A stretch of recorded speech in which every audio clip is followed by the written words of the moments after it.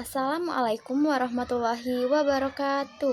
Perkenalkan, saya Dea Hafifah Rahmatullah dengan NIM 0804 1282 3280055. Di sini saya akan menjelaskan materi aktivitas enzim pada tumbuhan.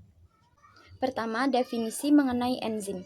Enzim adalah protein yang berfungsi sebagai katalis biologis, yaitu mempercepat reaksi kimia tanpa ikut berubah secara permanen.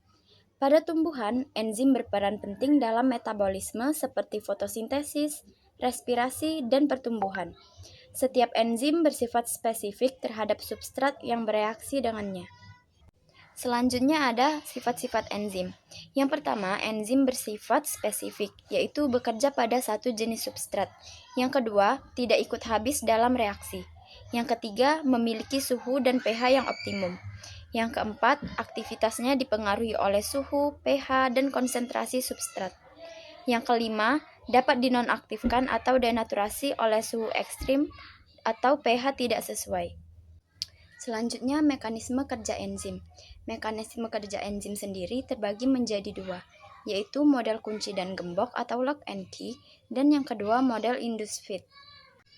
Pada model lock and key ini, bentuk situs aktif enzim sudah tepat dan kaku untuk satu jenis substrat tertentu, seperti kunci dan gembok.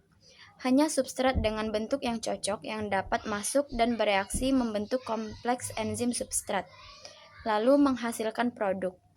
Yang kedua, model induced feed. Dalam model ini, enzim bersifat lebih fleksibel.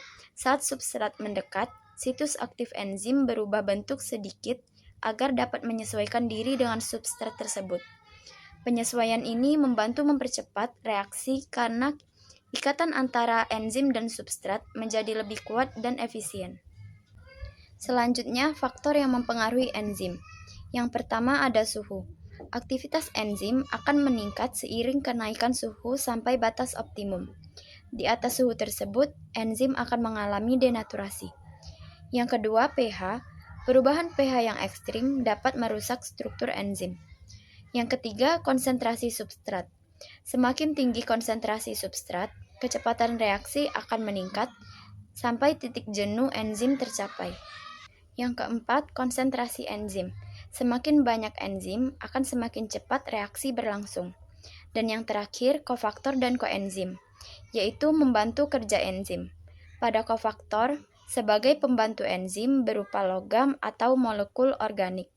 Dan koenzim merupakan kofaktor yang berbentuk molekul organik.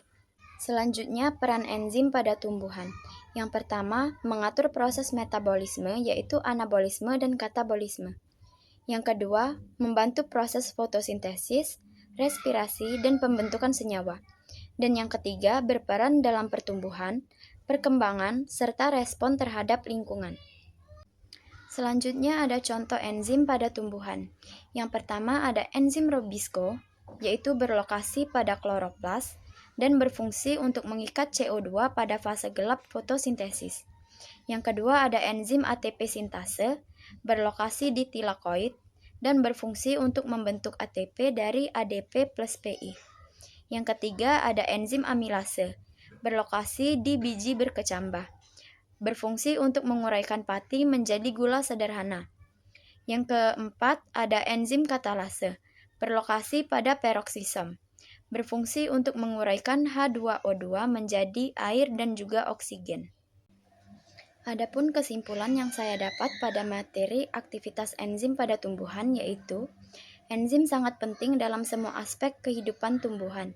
Aktivitas enzim dipengaruhi oleh faktor lingkungan dan internal.